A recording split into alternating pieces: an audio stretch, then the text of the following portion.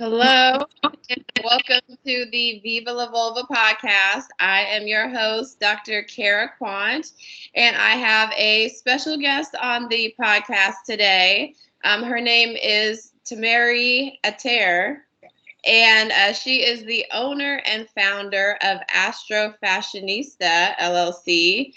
Is a professional astrologer whose mission is to encourage and empower people to create prosperity in every area of their lives by using the ancient gift of astrology. Yes.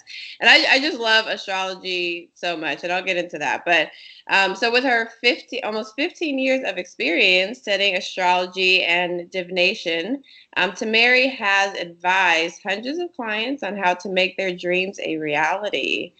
Through her work, she is able to use her client's natal chart. Is that how you pronounce it? A snapshot of their soul's destiny to help them know thyself, find their life purpose / career path, improve their relationships, attract their ideal partners, and more. Yes. She has a BA in television production from Loyola Marymount University and is a certified angel card reader and Reiki level 2 practitioner. So thank you so much, Tamerri, for being on the podcast today. I'm super excited. Yeah. And I have always been into astrology. My family, my aunt in particular, has always been asking, or always wanting to know more about like the signs that I'm with, if I have a partner, what their sign is. And she's always talking about astrology. I am a Scorpio, and I feel like I embody some of the characteristics of Scorpios, not all of them. But I have always found it fascinating to know about astrology, just because it is it's mystical. It's like there's no, I don't know if there's not evidence behind it, but like it seems so like I don't know how this is working or how you understand my characteristics, but it works. And so I have always been fascinated with astrology, and I'm like, I think that would be fun to have an astrologist on the podcast. Yeah, I love that you say that. First of all, astrology is super trending right now. Like It's very trending, yes. everybody is in, I think people have always been into it, but right now it's on an up with technology and just the availability of things online. But I love that you said that there's no like evidence and it's not, you can't explain it, because to me, it's like the total opposite. It totally makes sense because like we are a part of this vast universe, and if we're a part of it, we're literally breathing the air. We live here. Like, why wouldn't we be affected by it? Like, it makes total sense to me. And we're really just very small in when you think about the universe. Like, humans are so insignificant, but yet we're so affected by everything that goes on in the atmosphere. So to me, it's like, oh, duh, like astrology. And I've always been too. Since I was a child. When I was born, my dad had a naming ceremony for me, and a Yoruba priest, who's one of his best friends, did my chart there.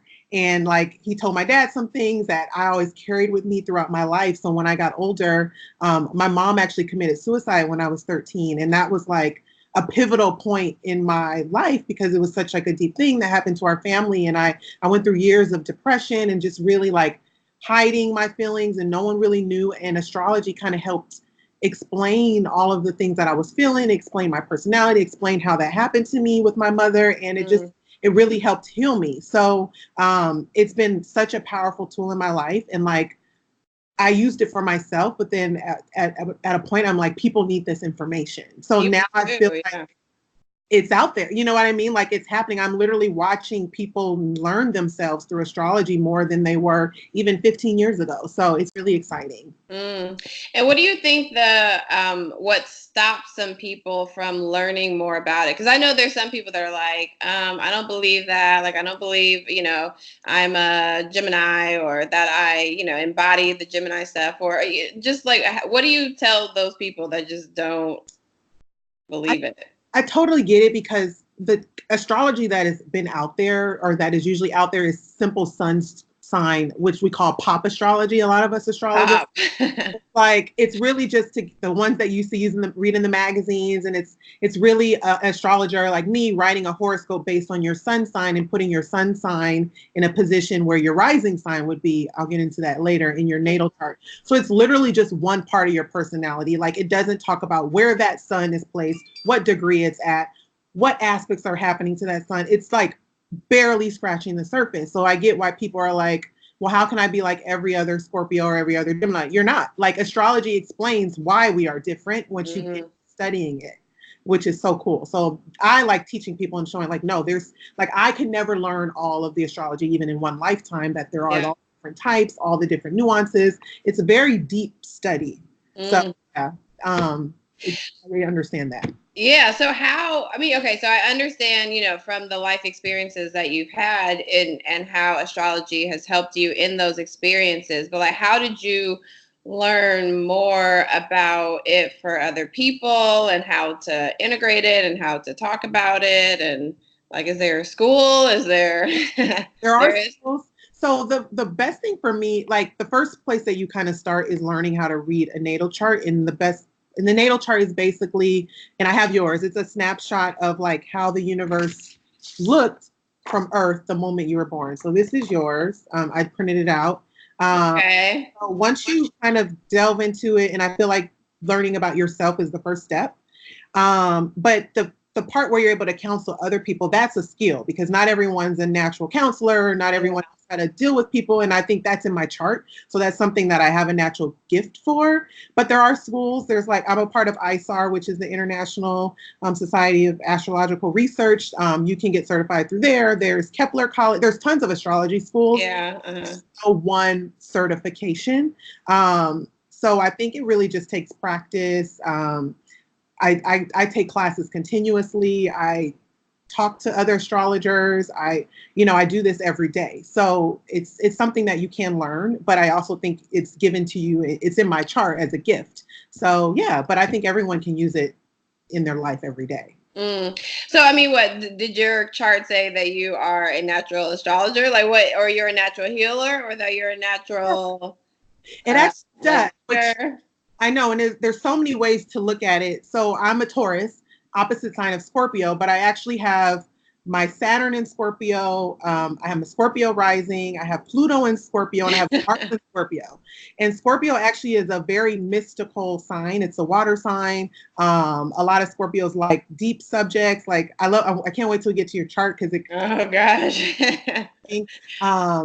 it's so I have those placements. So I'm naturally very intuitive, and I have Pluto in my 12th house, which is more of a spiritual house, but I have an Aquarius moon, Aquarius is the sign of astrology, and moon is like your emotions and how you can, and I'm able to naturally connect with others through that Aquarius moon, which I didn't understand when I first started. I was like, oh, Aquarius moon, I don't really know that many Aquarians, but once I started really studying, I'm like, oh, this makes total sense to me. And then I have my sun, I have Venus, and Mercury in my 6th house, which is Virgo's house, the house of service. It's a lot of doctors have that. You have planets in your house servicing people in some way.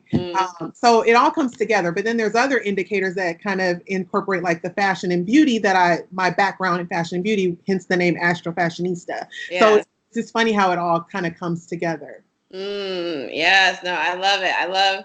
I love hearing more about it. And, I feel like there's a lot of times where I can get, for myself in particular, I can get confused, or, like what am I going to do? Or what am I supposed to do with my life? And I feel like there's a lot of other people out there that do the same thing. And I have usually gone to something other than, or usually astrology of some sort, to kind of figure out what my next step is going to be. Just because it's like, I don't know, the planets are aligned. I don't know very much about astrology, but I just know that I've enjoyed it. And oftentimes I will go to that astrology for some answers, for guidance, for all of those things, or talk to my aunt who knows all about it. Yeah, no, I love it. It's like one of those things that I obviously can talk about it all day long, but yeah, it really kind of, anybody that's into psychology or just how people work and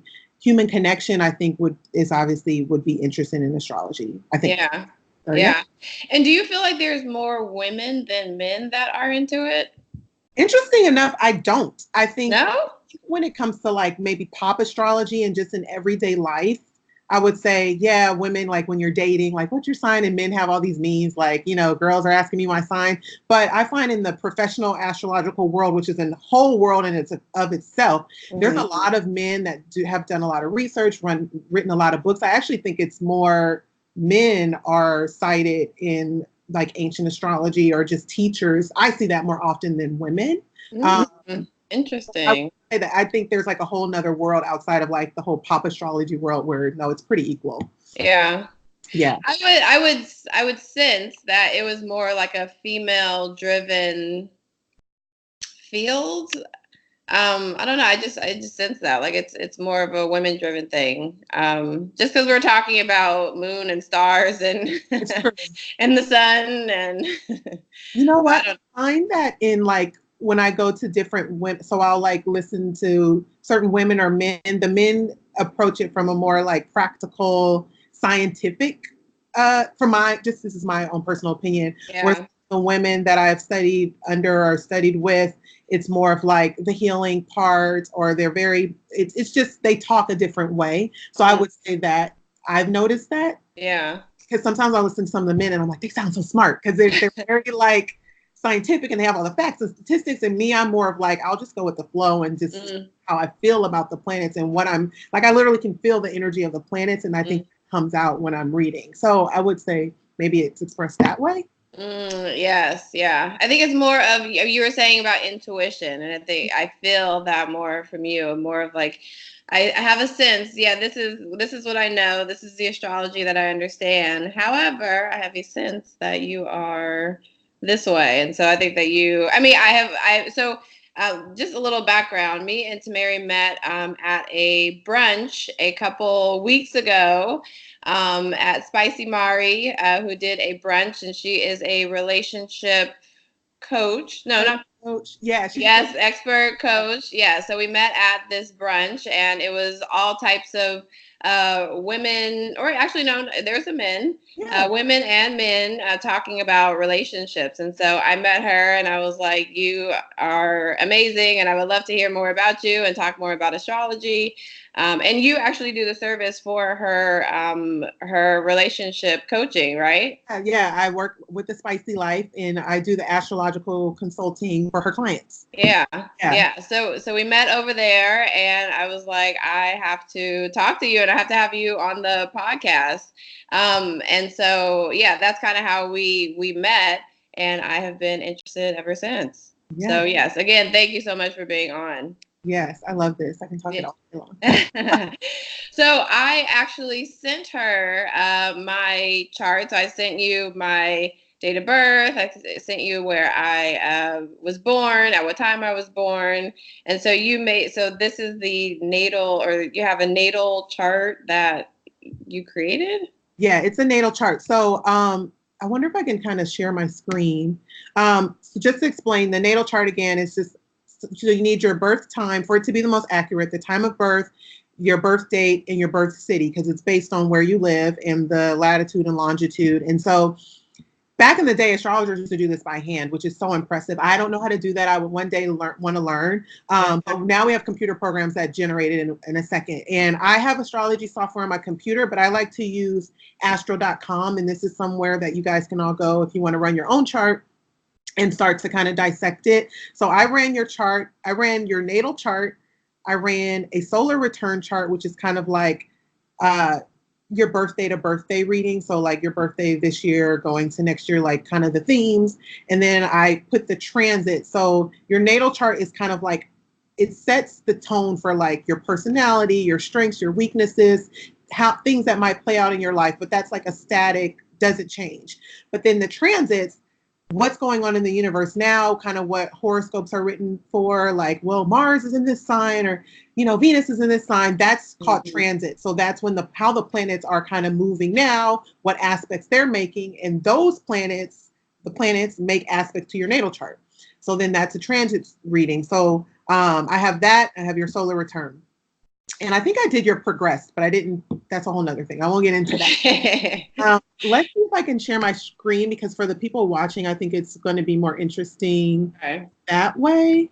Okay, let me go back. I've never done this on Skype before, so I don't want to mess it up, but it should be pretty easy. It says, share your screen. Okay, how do I do that? This. Here it is.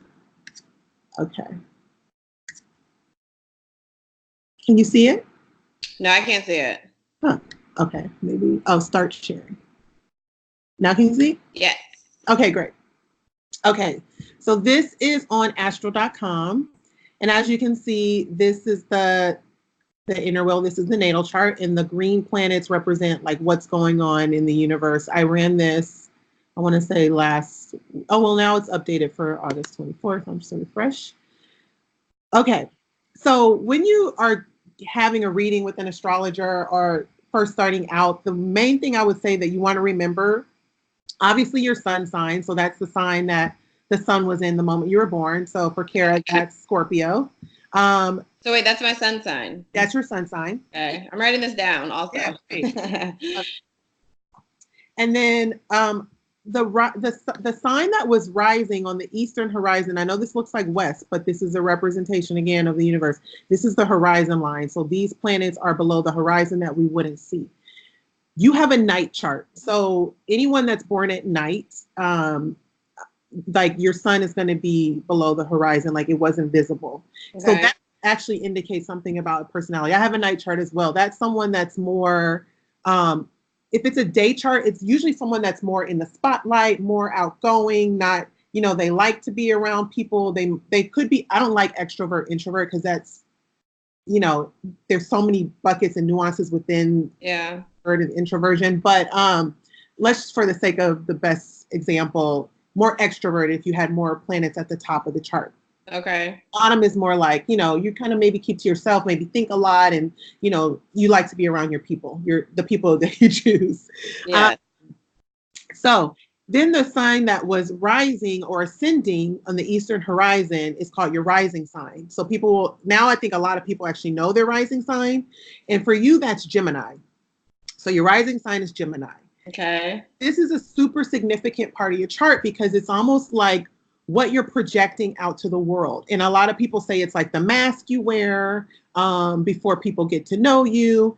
But the more that I think about it, it's more of a projection of you're projecting a certain energy out, and people are reacting to that. So of course that's going to be a part of your personality. So the rising sign is a very, very important part of your personality. So for you, that's Gemini. So when you look at the ruler of that planet. So every planet has a ruler in astrology. So Gemini is ruled by Mercury. Mercury it's the fastest moving planet. I know a lot of people hear about Mercury retrograde. Yes. During Mercury retrograde, I won't get into that right now, but it's a fast moving planet. It rules Gemini and Virgo. Mercury was the Roman messenger god. So think about sending messages to somewhere. Travel, it rules communication, it rules anything like very speedy activity. So Mercury is the ruler of your chart, of your natal chart. Okay. So first I start with that. And then once I find out what your ruler is, I look at, okay, where is that ruler? What is that ruler doing in your chart? What is because this will give me a lot of insight into like what I don't want to say your destiny, because there are a lot of destiny points in your chart. It's kind of like a big part of your life purpose. So I wrote that your Mercury is at 28 degrees. That's a whole nother technique that I learned. I went to Bulgaria. Yeah, I went to an astrology retreat in Bulgaria in June. And there was there's a Serbian astrologer that I've studied for a little bit. He has a degree. He wrote a whole book about degree theory. So that adds another layer on top of it. Damn. It's at the degree of Cancer. So what I wrote about this is that communication, detail, carrying a message, media, involving nurturing mothers, women, home, and family. So now I wish I didn't. I mean, I love doing readings for people I don't know, because it's like, I know that you have a podcast. Yeah. Women about, you know what I mean? That is insane. You know what I mean? So Mercury is also in the 5th house. So Mercury's here. It's this little guy with the little antennas. And how many houses are there? There's 12 for each sign of okay. the zodiac. So each house rules a particular area of your life associated with that sign. So the first house is ruled by Aries, and so like Aries traits are kind of associated with the eighth house. I mean, the first house. The fifth house is associated with Leo. So the fifth house is all about creativity, children, having fun, playfulness, kind of where you shine or in the spotlight. And so you have a very heavy fifth house. And for people that know astrology, this is a Placidus chart. There's different charts. You can run whole sign house, you can run Koch, you can run, I don't know, there's just tons of astrology charts. I'm using Placidus, which is a very popular. So in Placidus, all of these planets are in the fifth. If I did whole sign, some of them shift to the sixth, but I blend both of them when I do readings. That's kind of technical, but I just wanted to throw that out there for people. Yeah, for the people that know and study astrology. Exactly. Yeah. Oh, you have a very heavy fifth house. So that's telling me that you have a very creative person, like someone that, even though you do have these planets in Scorpio, there's a way you have to creatively express that energy. So yeah, no, I do understand that about myself. I think that as a doctor, I can get very analytical. I can get very like in my head. And I think that actually Viva La Vulva doing this has just like sparked my creativity, because I'm like, oh my gosh, there's so much that I can do with it, and I just have so many ideas, and I feel like I've needed that creative outlet that I haven't necessarily given myself in a while. Yeah, this is perfect. Like what you're doing is perfect based on what I see here. Okay, so your Mercury is in the fifth house. It's also in Scorpio at 15 degrees, which is a Gemini degree. So I wrote creative way, a playful way to discuss deep and taboo topics. Yeah. And just break it down a little bit. It's like, okay, so Mercury's in Scorpio. Mercury is kind of how you communicate, what you're communicating, the way you communicate. And so because Mercury's the rule of the chart, you yourself are communicating playful, the fifth house, creative way, deep topics, which is Scorpio. Scorpio is going deep. Scorpio rules the genitals in astrology. It rules the vulva. The vulva. And you have a stellium. A stellium is when you have a bunch of planets in one house, or like 4 or 5 planets in one sign. And you see there's a lot going on here in Scorpio. So that, like what you're doing literally is jumping off the chart. Dang, that's insane. And to add another layer to it, Mercury is sitting next to the moon at the same degree, and the moon rules mothers, it rules women, it rules nurturing. So you're teaching women how to nurture themselves. Yes. When planets are next to each other, they're kind of feeding their energy. It's like me sitting next to you. I'm going to pick up on your energy in a room. It's the same way with the planets. So that was like the first thing that I'm like, oh, I wish I didn't know she did this, because something that that would be mind blowing. I mean, but it still is, because there was no, I mean, you didn't alter it in any way. Like, you are giving me this information that is in my chart, right? For sure. And so that's another. So I said the sun sign, the rising sign, and the moon sign. So those are the big 3 that people always say, oh, what's your sun, moon, and rising? So if you take anything away from this, you're Scorpio rising, you're Gemini rising, you're a Scorpio sun, and then you have a Scorpio moon as well. Okay. Another interesting point is that the moon was at a new moon when you were born, because the sun was sitting right next to the moon. The sun was at 12 degrees, the moon was at 15. It was a 3-degree orb. And so a new moon, when you're born at a new moon, it's someone that's always generating, always starting something new, always generating new ideas, always wanting newness. So that's always going to be a part of your life. And obviously certain transits activated, you might have a big idea, but for the most part, you like new and fresh and starting new things. That I do. And, I think there's sometimes where I get frustrated about that, because there's times where I will start a new project or a new something, and then it peters out, maybe because I wasn't fully interested in the first place. But I do get a lot of ideas, and I want to act on those ideas on a somewhat regular basis. Yeah. And a lot of that is also, it's not the new moon, it's Mercury, because Mercury is your ruler, and Mercury is such a fast moving planet It's almost like once it's out of its phase of moving quickly, you might be onto something else. And it's all about ideas. Mercury rules ideas. So there's a lot of ideas there. So for you, it's important to stay grounded and really weed the ideas that may not work, like write them all down and just really ground and say, and maybe do it spiritually because you have this Scorpio energy, like, okay, intuitively, what feels good to me? And then take that and leave the rest. Helpful for you because Mercury's always going to have great ideas. When you have Gemini, yeah, for sure. Yeah, I have many, and I'm like, I just want to do them all right now. Like I want the resources. I want to do them all right now. But some, take time. So that's a good idea. Writing down the ideas that I have, and then figuring out, or just meditating on them and seeing which ones resonate with me more. Exactly, because Mercury was writing too. So anything you put a pen to the paper, that's Mercury. That's using that Mercury energy to kind of create something long lasting. Another thing that points to the creativity in your chart is this point here. It's called your MC. It's your midheaven. It's the top of your chart. So because it's the very top of the chart, it shows like what you want to achieve, like a destiny point. It's a career point. And that's in Pisces. And Pisces is a very creative sign. It's the last sign of the zodiac. It is a water sign. It's another very intuitive sign. So that would tell me that you would be doing something that uses intuition, that is maybe healing, because a lot of Pisces is a healing sign as well. Neptune, which is the ruler of Pisces. There's two rulers of Pisces. There was a traditional ruler, which was Jupiter before Neptune was discovered. That is in the 6th house. And Neptune, its modern ruler is in the 6th house. And the 6th house, again, is Virgo's house, which is a house of service, giving to others, detail, it's health.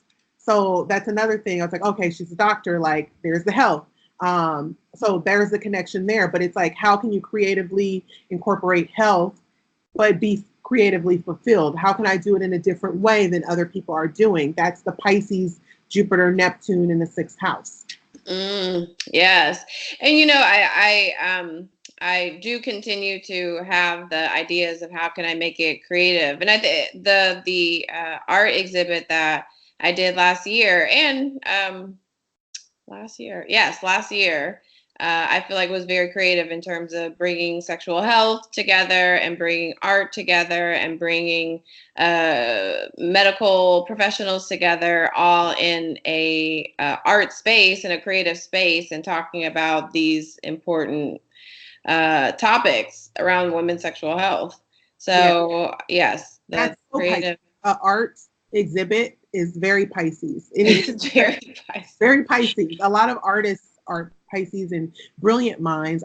Albert Einstein was a Pisces, Steve Jobs. So just think about like that way of like changing something and doing something very, like, to me, an art exhibit about like I would have never thought of that. So that's perfect. That's definitely utilizing your Pisces midheaven. I love it. Yeah. So those are the things that pop out. Like I wrote a lot of notes, and I can actually send this to you so you have this. Okay. Do you want to talk a little bit about relationships and love and that sort of thing? Yes, let's talk about that. Okay. So let me give a little background. I'm currently single. I am definitely dating, and I not just came out, but I'm bisexual, and so my family has all known that I've had girlfriends before and all, and so I think that there's a part of me that's like, which one do I want to? You have a wider pool to choose from. I have a wider pool to choose from.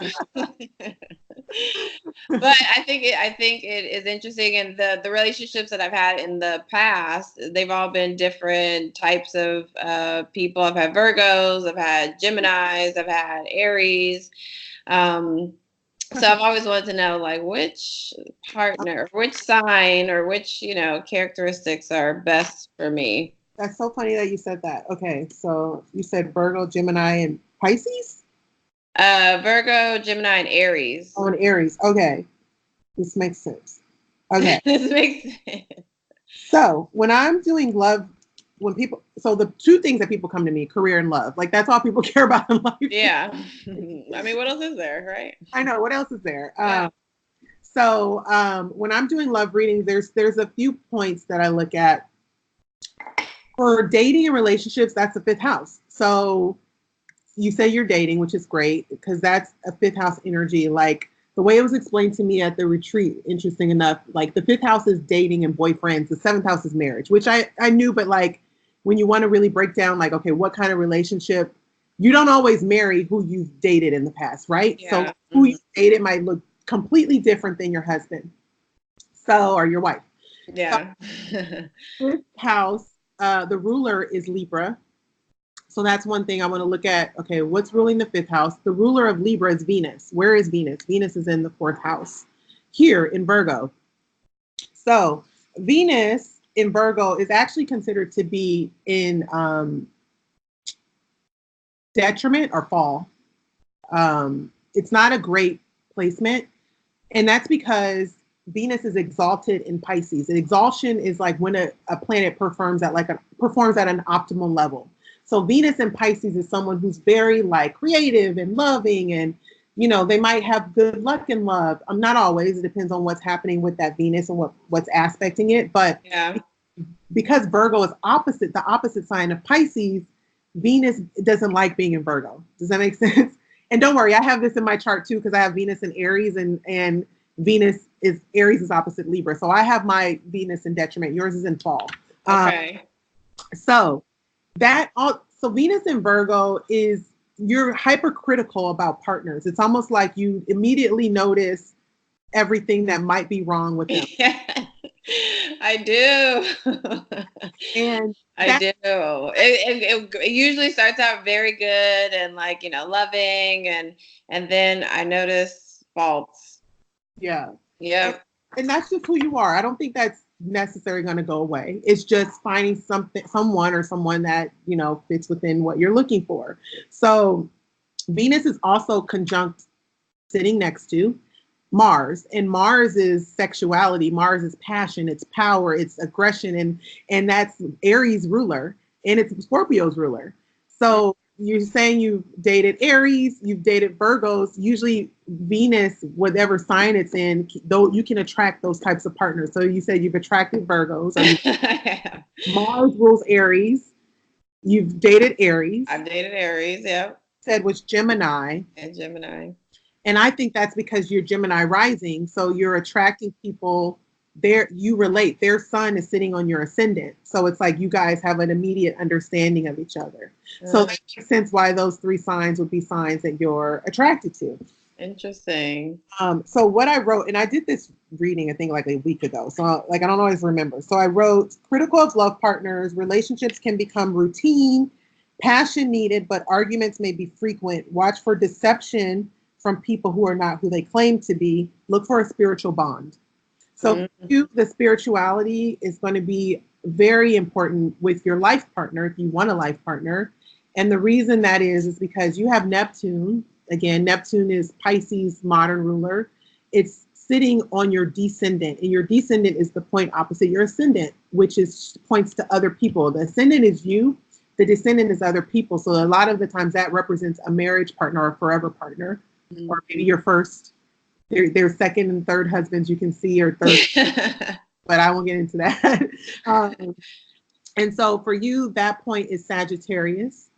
So that tells me. Wait, I'm sorry. What point is Sagittarius? Your descendant is in Sagittarius. So your life partner needs to be someone who's very wise, loves travel, likes to see the world, has a very broad view of the world, open-minded, a wise sage, spiritual base, because Sagittarius is all those things. So like you need more depth, whereas maybe you're attracting more of a Libra type. Yes, we have attraction. Yes, we have fun, because Libra is all about fun and enjoying things and enjoying creativity, eating, enjoying the arts. But maybe you need more of a deeper connection. So it's almost like looking for that sort of partner and being able to weed through like, hey, I know I don't have that with that person. Like when you feel it in your heart, and you will because you're a Scorpio and you do have a lot of intuition, you can trust that. So that's just one of the things I noticed for you in like love and relationships. Interesting. Yes. I mean, I have even been thinking about, what characteristics, and travel is one of them. I just came from Cuba. I came from Europe.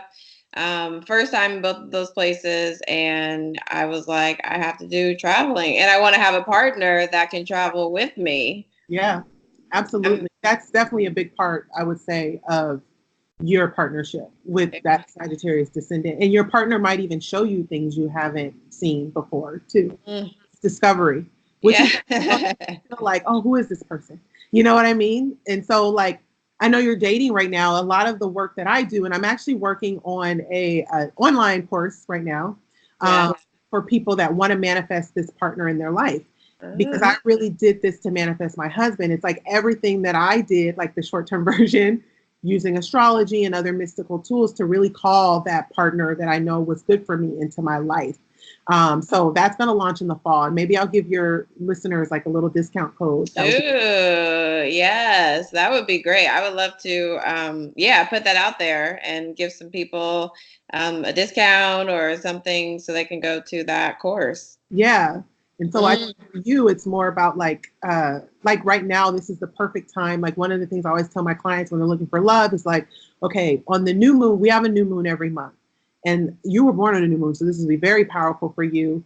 Really using that energy to like journal, write things down, write down what you're trying to call in, whether it's love, and manifesting the type of partner that you want every single month, and really pay attention to the new moons that are going to connect with your chart. So for you, a Scorpio new moon would be a great time. A Virgo new moon, because you have Venus in Virgo, would be powerful for you.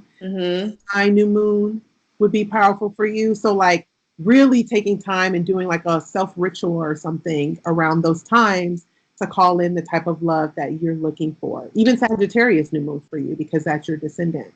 Ooh, I like that. So is every new moon associated with a different sign? Yes, because the moon falls in a certain sign during that time, and it's always in the sign that the sun is in at the time. So if it's Virgo season, then the new moon will be in Virgo. The full moon will always be in the opposite sign, Pisces, because the full moon is when the sun is sitting opposite the moon.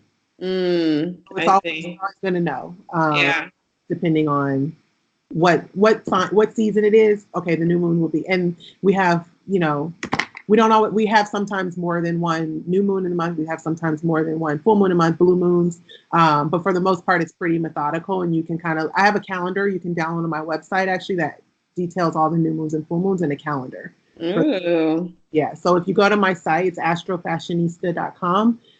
There's a pop-up that you just put your email in and you can download the calendar. So that's for 2019. I'll release 2020 shortly. So yeah. Okay. So I can download this calendar, and then I can on each new moon journal what I want for a partner. Yes. And just what I want in general. So what I feel like a lot of people think manifesting is just listing traits. Yeah. I think it's about feeling what you want to feel like in that relationship. So you're literally writing a story. So I would write like, me and my husband, we go here, we're traveling here, we built this home together, we have 3 children. I literally wrote it as if it was the story, like if it was real. And like this person is so kind and warm and loving. Like not listing like, oh, has to make this amount of dollars. Like to me, I feel like that's not really meaningful. Well, for me, it wasn't. Yeah. Because I really believe in love. Like I think people should marry for love. Yeah. Rather than money. Exactly. That's just my personal thing because you can get money at any time and you can get money at any time. So I think you should really follow your heart and what's going to be the best partner to bring out your best traits. Like that. Like that's my form of manifesting that I think is more powerful and more effective. Versus because I've manifested like, oh, this, and I left out love before and I got exactly what I asked for. And it wasn't love. It wasn't my husband. It wasn't your husband. It was a love, but it wasn't the deep love that I knew I needed to sustain a marriage. Yeah. Interesting. And to know how powerful we are, that we can manifest those things the way that we want it, and to get it and to be like, oh, actually, this is what I didn't add to it. I didn't add the love part, and this is what I'm getting. This is what I asked for. Yes, I love that you said that you are powerful. Like I literally, my tagline is create your own magic. And I have on my website, you are powerful. No, you're like people don't realize how powerful they are. We all are powerful. Like I have chills right now thinking about like the we have the opportunity to create whatever we want. And so I think that's the thing that throws people off about astrology, because it looks at like this faded sort of thing. Yeah. To me, it's just a guide. You know what I mean? Like it's the potential you have, but we have the power to change it. Yeah, there's things that are faded in your chart that's part of your destiny. But like if you don't like something, you can work on that and you can play up your strengths. Yeah. So people to feel like they're stuck because they have this bad, quote unquote, bad chart, you know? Yeah. So I think that's what kind of sets me apart sometimes from some other astrologers, even though I love traditional astrology too. So I just want to throw that out there too. And yes, I do. I do know that we are all powerful, and I also believe that we all have a calling. Like we all have something that we are put on this planet to do, to accomplish, to experience. And I've always believed in that, and I believe, and through this confirmation, my passion and my calling is talking about sexual health, talking to women, having like circles and things like that, because I feel like that is truly powerful and truly, yeah, like we just have to, I think women especially have to understand their own power. We all have to understand our own power. Yes. And I talk specifically about the vulva because we can get so much power from our vulva. Like there's so much, we can create life, we can have periods, we can, things can go back to the way they used to go or used to be. I mean, like there's just so much magnificence around the vulva, the part of ourselves that sometimes we shame and we put down and we don't understand, and it's like, if you just understand this, then you know that you've always had the power all along. That's so true. Yeah. That's true. Yes. Okay, so thank you so much for giving me my chart about career and love. And I think it's the relationship stuff is new. It's new. But the career stuff I have known. It's just more confirmation for me. Mm-hmm. Yes, it is more confirmation. And so I wanted to have a chance for our listeners to, because I know not everybody's a Scorpio, but for our listeners to get some information about their signs. And so I wanted to bring up the two topics that you have talked about that most people go to you about, which is love and career. Yeah. So like around this time, what is the deal for different signs around the topic of career? Okay, so everybody, to get the most accurate, obviously you want to see an astrologer, you want to see what's going on in your charts, because again, certain points are being activated. But for career, the thing that I like to look at what is Saturn doing, because Saturn is Capricorn's ruler, which is the ruler of the 10th house in astrology, which is career, that destiny point I told you about, that midheaven. Yeah. What Saturn's doing. The sun, because the sun is it's the most powerful planet. It's referred to as a planet in astrology just for terms. And it's really like, it's our vitality. It's what gives us life or lets us continue life. So I look at the sun. Mercury also, because Mercury rules business and trade as well. So right now Saturn's in Capricorn. This is a really good time. It's been in Capricorn for almost 2 years now. It's going to be in Aquarius, moving into Aquarius next year. So we still have a little more time with Saturn and Capricorn, and it's in its own sign. So this is the time to really lay down a foundation and put in the hard work for everyone.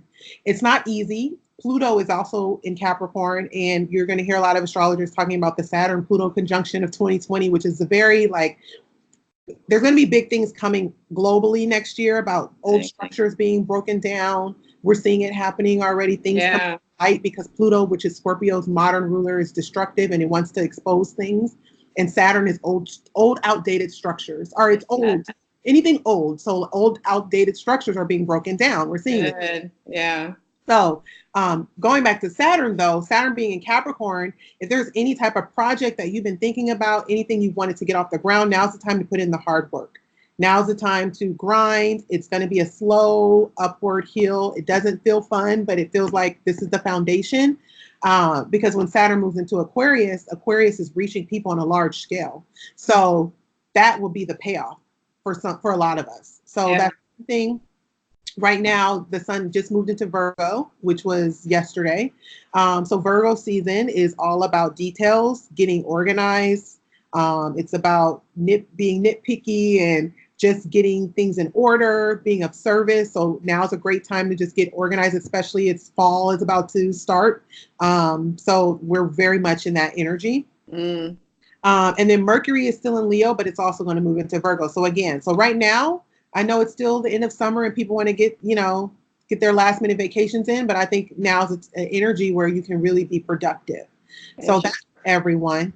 The other thing that might, specific signs I wrote down, Aries and Aries rising. Right now, your 6th house of work is being activated. So if you're Aries rising or you're Aries, there might be shuffles happening at work. It's a great time to get organized at work. Scorpio or Scorpio rising. We just got off of Leo season and Leo rules the 10th house of career for Scorpio rising.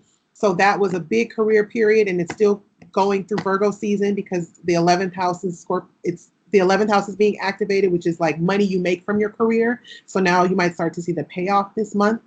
And then Pisces rising. This could also be a good career period or just things happening around career. Yeah. So those are the 3 signs I wanted to specifically call out. Okay. And so what about the love, the topic of love for everyone at this time? Yeah.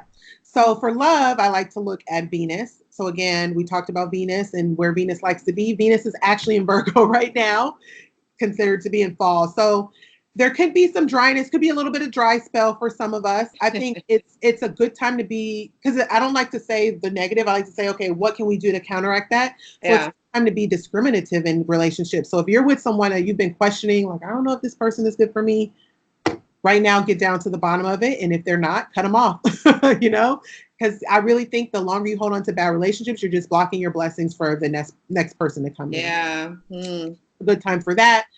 It's a good time to actually be productive with a partner if you're actually in a relationship. Like, what can we accomplish together? How can we work as a team? And then for specific signs, Pisces or Pisces rising. Right now, your marriage house is being activated, your partnership house. So the focus might be there. Maybe some Pisces or Pisces risings are looking for marriage or a husband or wife, or maybe they're getting married. And then Taurus rising, your 5th house is being activated, which is romance. So it's a good time to have fun, go on dates, do a lot of dating, be playful, and just like enjoy the time. Yeah. So that's kind of generally what's going on. I like it.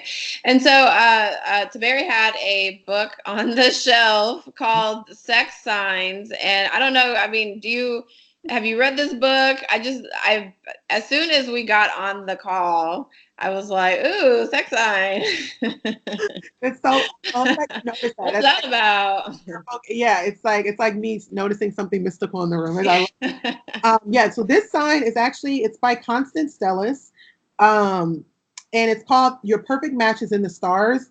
This is actually a really cool book because not only does it explain like how each sign is in a relationship romantically, and it talks about what you like in sex. It also tells you where your like if you have Venus in a sign or if you have Mars in a sign, because again, I said Venus is love and romance and Mars is more the sexuality. So this goes on it's actually good because it gives you another perspective if you know your Venus and your Mars sign. So this is a pretty good book. I've obviously read for me and my husband. Yeah. But Taurus, so like, yeah, that's I read that, and I actually have another sex signs book that it's on the show. Oh, here it is. This one is called, it's the same person. It's the same person. For a long time, and this one I just got. called Astrology Between the Sheets. Hey. So this one, it seems like it's like the same thing. So maybe she just did like an updated version. So yeah, these are very cool books if you want to know, especially, and I think that's related to your podcast, because if you know how you are sexually through your chart, that'll only help you in your chart, because we didn't even get into this, but there's synastry charts in astrology, and it's how one chart, you put two charts on top of each another, like you and a partner or you or someone, and you see how compatible you are. So like if that person's Mars is next to your Venus, that's like, ooh, passion. You know what I mean? So Yeah. that's another way that you can learn about sex through astrology. Oh.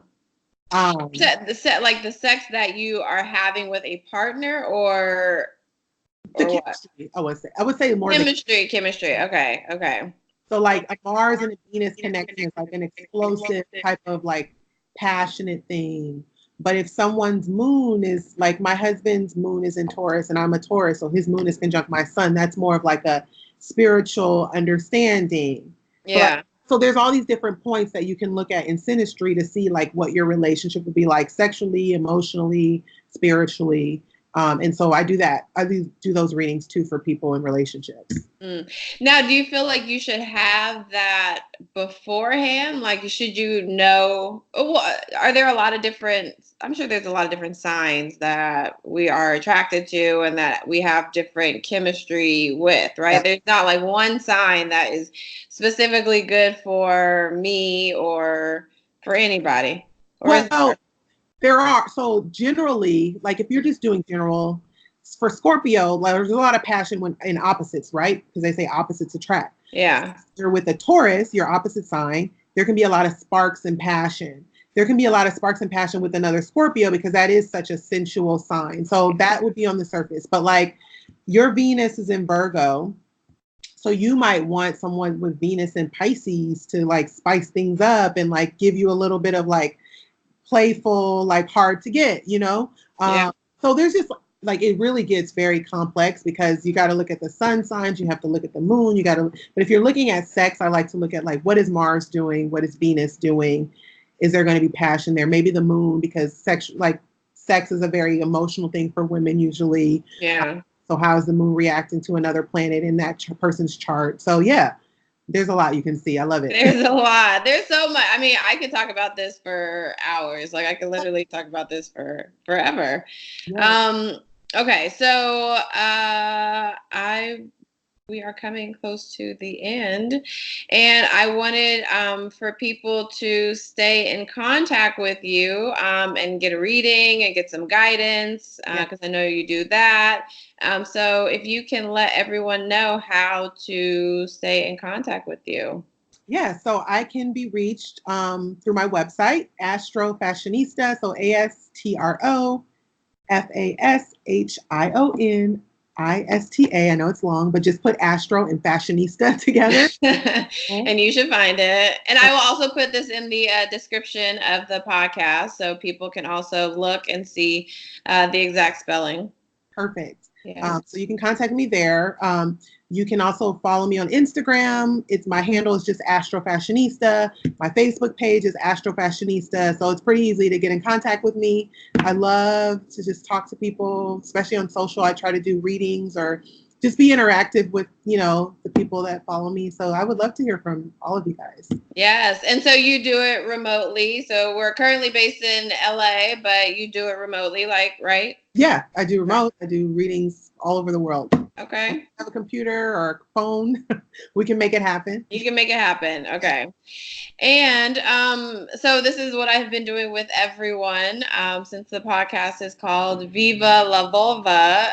If you can leave the listeners with an uplifting story or fact or tip about the vulva, maybe in relation to astrology, I don't know, or just not, or not. I know. I was trying to think. So I think that obviously the Mars Venus sex tip, really get to know your Venus and your Mars in your chart and what you desire sexually, what you need. A tip for me, I have really painful periods. So I was telling you, Cara, that I loved her episode with the period coach. I just looked up in my crystal Bible. I have a crystal book. Oh, this one. This one shows you like all the crystals that are helpful in your life. And so I looked up period cramps, and malachite is there's a lot of different stones that are can help with cramps if you just wear them on you or keep them around you, or even I'm a Reiki practitioner, so I do Reiki, and if I did a Reiki reading with the crystal or Reiki healing. So malachite, I'm actually going to pick some up today. I'm going to a gym fair after this is over, and I'm going to pick up some malachite to kind of see how that Gym helps. as in GEM. EM. I love it. A gym fair. I've never heard that before. It's in Costa Mesa, the one that I like to go to. I'm going to pick up some malachite to kind of help aid and see how that helps with period pain and cramps and things like that. So I think that's how you can merge spirituality with, your body and, Yeah. medical works. Yes. Another tip is that most of the doctors had to know astrology way back in the day. Like, yeah. So interesting. Every part of your body is associated with the sign. Yeah. Like I've said many a time, I've practiced and I am taught about Western medicine, but there's just so much that I feel is still relevant that I have not been taught, or there isn't any evidence behind.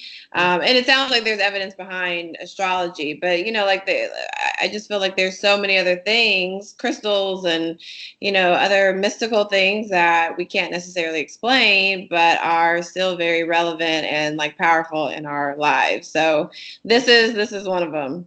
Yeah. And I've been incorporating more crystals and things like that into meditation for myself, or all different types of things, and it's been helpful. I love that. Yes.